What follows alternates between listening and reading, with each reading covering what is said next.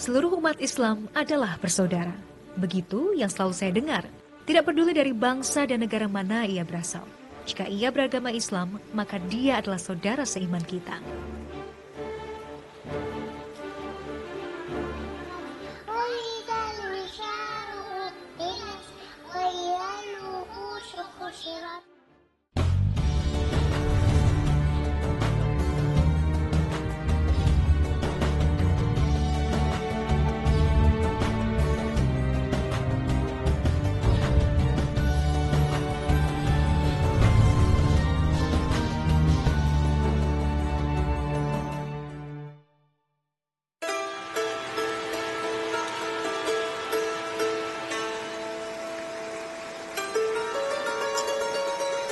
Kata-kata yang tersimpan di benak itu semakin terasa nyata saat saya datang ke Komutini, salah satu kota yang menjadi basis komunitas Muslim Yunani. Saya merasa nyaman dan tak merasa asing sama sekali. Komutini berada di ujung Yunani, berbatasan langsung dengan wilayah Turki. Aura Islam terasa begitu mengalir di setiap sudut kota ini. Berbeda keadaan dengan belahan Yunani yang semula saya datangi. Di sini, masjid dapat berdiri begitu megah, penuh dengan ornamen indah, lengkap dengan minaret, tempat berkumandangnya suara sang muazin. Suara azan dapat menggema dengan lantang tanpa ada halangan atau larangan. Seperti inilah suasana kota Komutini. Kota yang menjadi basis komunitas Muslim terbesar di negara Yunani. Di sini, nuansa Islam terasa jauh lebih kental bila dibandingkan dengan di Athena.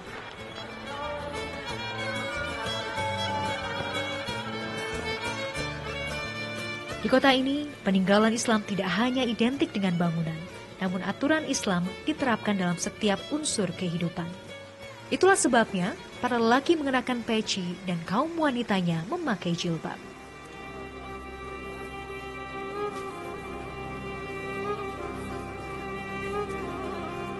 Nuansa Turki terasa lebih kental di sini. Sekitar 1 abad silam, Yunani merupakan bagian dari Kesultanan Turki Utsmani. Keterikatan emosional itu rupanya masih tertanam begitu kuat dalam kehidupan Muslim di Komutini. Assalamualaikum.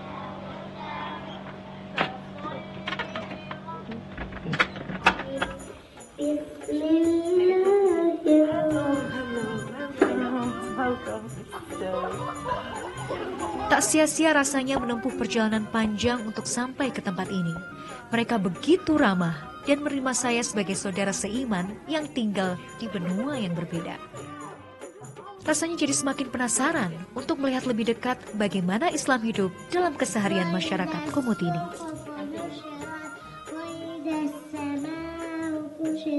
Rahmah, gadis kecil lucu dan lincah ini adalah putri sang guru mengaji, Sumayah. Usianya baru 4 tahun, tapi kecintaannya terhadap Al-Quran rupanya sudah tertanam sejak kecil. Ini Rahma, umurnya baru 4 tahun.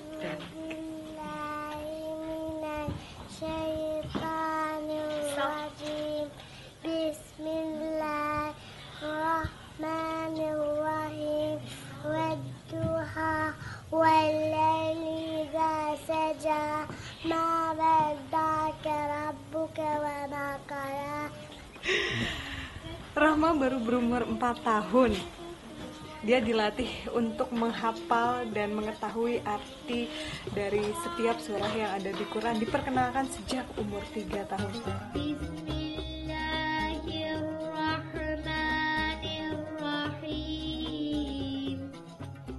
La uqsimu bihadzal baladi wa anta hillum bihadzal balad.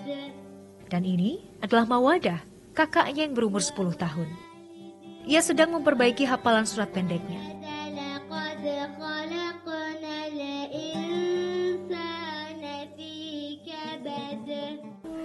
Melika.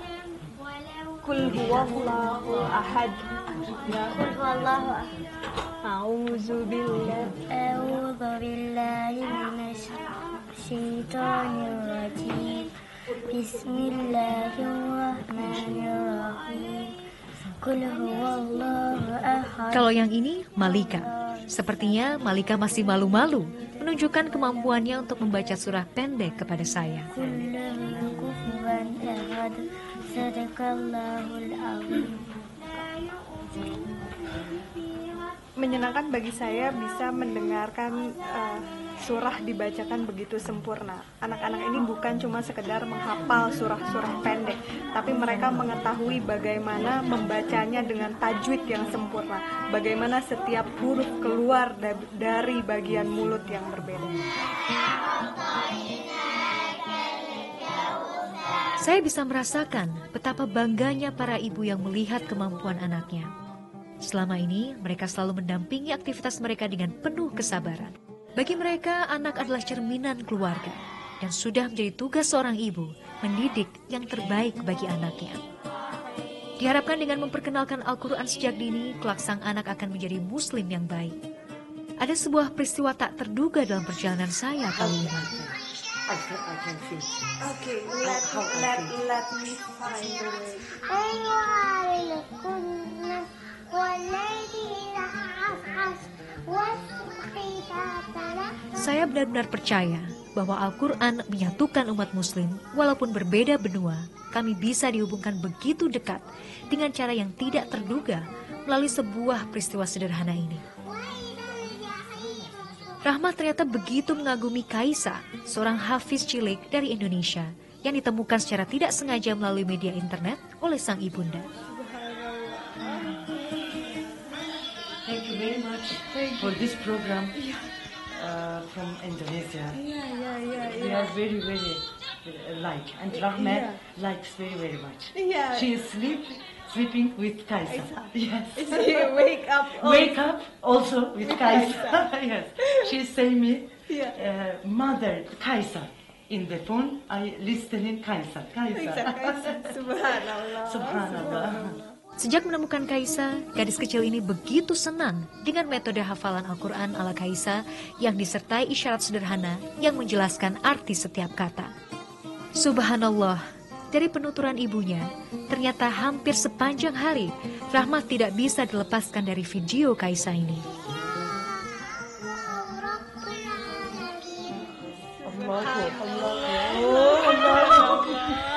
Ini merupakan suatu hal yang sangat menarik. Jadi saya pertama datang ke sini sedikit bingung melihat bagaimana Rahma memperagakan semua yang ada di dalam surah. Syaitonir rajim, Allah, Amin, Ahad, Mau'ud. Jadi Rahma mempelajari ini semua melalui satu program di Trans 7 namanya Hafiz. Jadi memang program ini spesial memperkenalkan anak-anak kecil yang menghafal Quran dan maknanya dengan cukup baik. Subhanallah, program Indonesia bisa mencapai syiar hingga ke Yunani. Subhanallah. Subhanallah.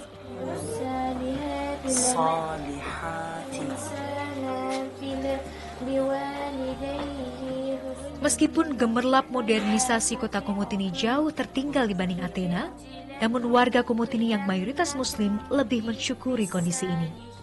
Mereka tidak khawatir anak mereka menjadi terlalu hubut dunia atau cinta dunia.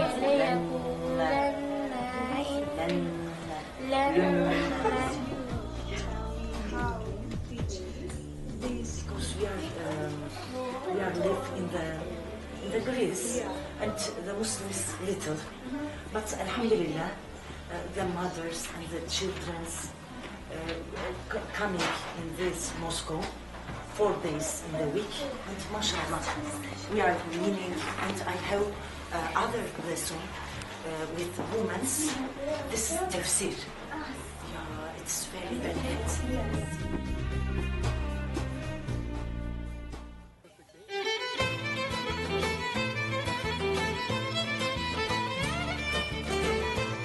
Jika kita sudah melihat bagaimana kehidupan komunitas muslim yang ada di kota Komut ini, sekarang kita akan melihat bagaimana kehidupan muslim yang ada di pedesaan. Biasanya domba dan juga tembakau menjadi salah satu mata pencaharian mereka. Wilayah Thrace ini berada jauh di ujung utara negara Yunani. daerah ini memang bukan destinasi wisata. Assalamualaikum. Hoş geldiniz, hoş geldiniz. Marhaba. Kehadiran saya membuat mereka ingin tahu. Para wanita ini begitu ramah kepada saya. Mereka penasaran dari mana saya berasal. Indonesia. İyi misin, iyi misin? İyi misin? İyi misin? Havırıyor diye havırıyor. İyiyim de, iyiyim. Ini jadi kalau di pedesaan di Komotini, berbahasanya itu sudah bukan lagi Greece, bukan lagi bahasa Yunani, tapi lebih identik dengan bahasa Turki. Ini ada sedikit miss, saya tidak mengerti. Mereka bilang, iyi misin? İyi misin? Hanida. Kalaysa elini kakseriz. Aduh, jadi saya semakin tidak mengerti. Tapi bagaimanapun, marhaba. Merhaba. Assalamualaikum. Waalaikumsalam.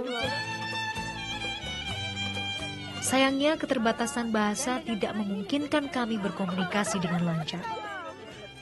Komotini adalah rumah bagi minoritas Muslim berbahasa Turki. Biasanya para penduduk Komotini akan berbicara bahasa Turki dengan sesama Muslim dan berbahasa Yunani dengan non-Muslim. Meski demikian, mereka hidup dengan harmonis di Komotini. Hadi güle güle. Hadi. Maselama. Hadi güle güle. Gule. Sayangnya warga Komotini ini tidak terlalu makmur. Roda ekonomi terasa lebih lambat, layaknya sebuah wilayah pedesaan yang terpencil.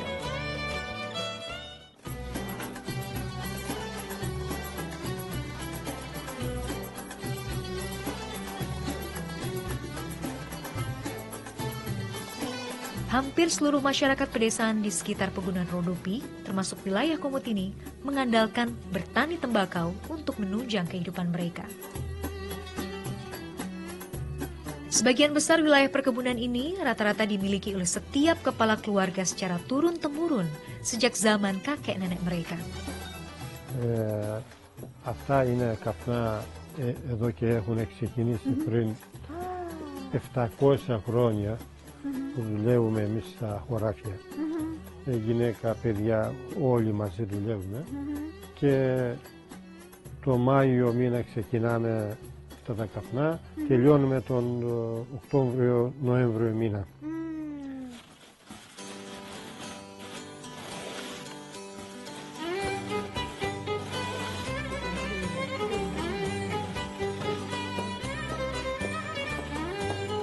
Hussein Ali Karpus adalah salah satu generasi keluarga petani tembakau yang hidup di Desa Pasus. Usaha tembakaunya adalah warisan dari sang orang tua secara turun-temurun. Meski menjadi petani tembakau adalah mata pencaharian yang sulit, namun seperti warga desa lainnya di kawasan Pegunungan Rodopi, mereka tidak memiliki pilihan lain untuk menyambung hidup. Untuk dapat menikmati hasil dari bertani tembakau, perlu waktu setidaknya 1 tahun untuk menunggu musim tanam hingga panen dan penjualan. Oke. Jadi inilah yang tadi saya bicarakan, mayoritas masyarakat Muslim yang tinggal di desa-desa di sekitar Komotini bermata pencaharian sebagai petani tembakau. Di musim dingin atau winter saat ini, mereka memang sudah selesai melakukan proses pemetikan atau panen dan juga pengerikan yang hanya dilakukan di musim panas. Wilayah ini memiliki produksi tembakau berkualitas, namun para petani tidak bisa dengan mudah menjual stok panen mereka. Wilayah ini merupakan perbatasan. Pembeli yang datang dari berbagai negara hanya bisa membeli tembakau Komotini dari tangan kedua, semacam tengkulak atau pengepul. Keluarga ini memang hidup sederhana dan jauh dari kemewahan. Namun harta bukan segalanya bagi mereka. Ya, proses pak sudah selesai. Ini sudah tiba waktunya untuk sholat asar. Ibadah sebagai seorang muslim adalah kewajiban yang tidak bisa ditunda dan digantikan. Bila tiba saatnya sholat, pekerjaan apapun akan ditinggalkan.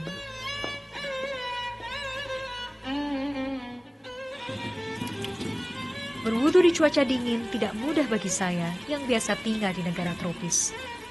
Meski salju belum turun di wilayah ini, namun udara dingin yang berhembus terasa menggigit kulit. Allahu Ekber, Allahu Ekber. Eşhedü en la ilahe illallah, eşhedü en la ilahe illallah.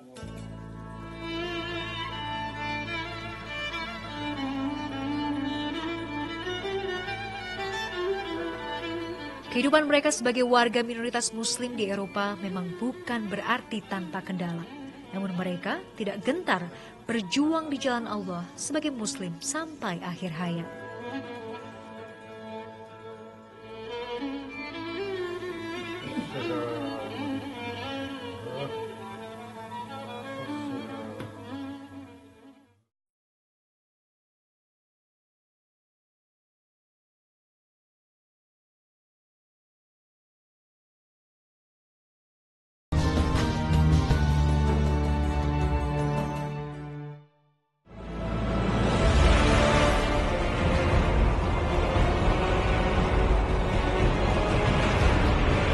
Jika melihat rekam jejak sejarah, selama Perang Balkan pertama dan kedua, kota Komotini berada di bawah kekuasaan pasukan Bulgaria hingga akhirnya diambil alih oleh Yunani melalui sebuah perjanjian. Pada masa itu, daerah Komotini dianggap sebagai daerah konflik yang sangat sensitif terhadap bahaya perpecahan.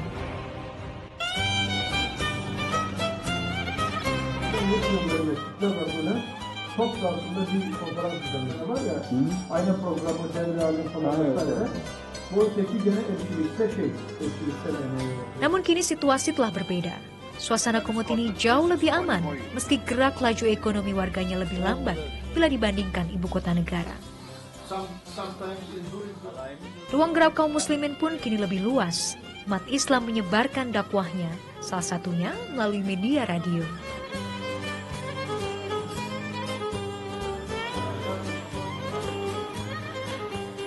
Ini adalah Radio City, salah satu radio yang dimiliki oleh kota Komotini sebagai bagian dari upaya untuk menyebarkan Islam ke berbagai area. Nah, radio ini khusus menyiarkan lagu-lagu berkaitan dengan Islam, lalu dakwah, juga ada pembacaan Quran.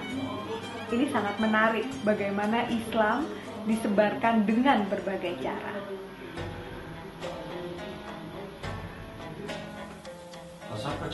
Yani saat 3'te oraya teşhir namaz vakti çok sıkıcı oluyor ya. Şimdi bak Radio City mulai mengudara pada tahun 1992. Luas cakupan wilayah siar radio ini di sekitar kota Komotini dan wilayah pedesaan di sekitar pegunungan Rodopi. Saya boleh masuk ke ruangan ini. Assalamualaikum. Aleykümselam, selamat datang. Welcome Indonesia. Apa kabar? Baik, alhamdulillah. Baik. Everyone is okay? Iya, everyone. Convoy my salam to all people. We respect, thank you very much. You come to here and meet us. We became very happy. So, Mr. Halil Ibrahim, could you explain what the purpose of this Muslim radio? Gayesi ne? İsterseniz ben Endonezya'dan buraya geldikleri için teşekkür ediyorum radyomuzu ziyaret ettikleri için. Radyomuzun ismi Radio City. Radio City 1992 yılında kuruldu. Kültürümüzü, dilimizi yaşatabilmek için, birbirimizle iletişim kurabilmek için bu radyoyu açtık. 23 yıldan beri de aynı halde devam ediyor ülkemizin kanunları çerçevesi içinde. Sejak awal didirikan, radio ini bertujuan untuk memberikan dan berbagi informasi mengenai budaya, berita, dan hiburan yang bernuansa Islam. Tak hanya itu, terkadang radio ini juga membuka ruang bagi para pendengarnya untuk berbagi cerita ataupun berkonsultasi untuk menyelesaikan berbagai masalah yang berhubungan dengan syariat Islam. Berbagai bentuk acara yang berkaitan dengan Islam menjadi menu acara di Radio City. Semua dengan satu tujuan, untuk syiar Islam ke pelosok negeri.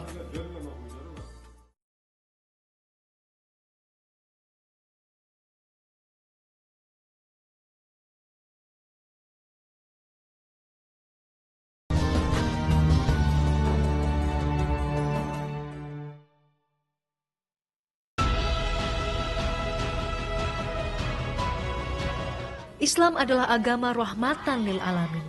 Walaupun berbeda warna kulit, bahasa, negara, bahkan keturunan, semuanya tidaklah menjadi halangan untuk saling berbagi kedamaian dan kasih sayang bagi sesama umat manusia. You can wear hijab in private in your home, you can pray at home, but as soon as you go into the public sphere, it becomes a threat to the government.